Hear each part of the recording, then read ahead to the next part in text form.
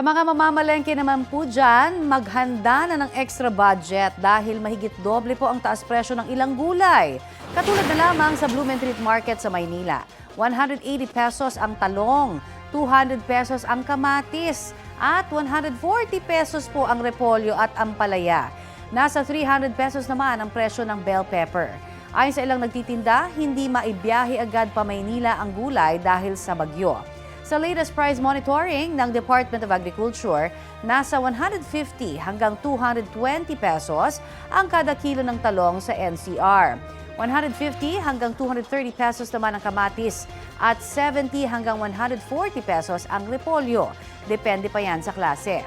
Ang ampalaya nasa 110 hanggang 200 pesos per kilo, habang 230 hanggang 500 pesos ang bell pepper. 150 hanggang 230 pesos ang per kilo ng bangus, habang 150 hanggang 240 pesos ang kada kilo ng salmon head. Nasa 110 hanggang 320 pesos naman ang presyo ng iba pang isda gaya ng tilapia at galunggong.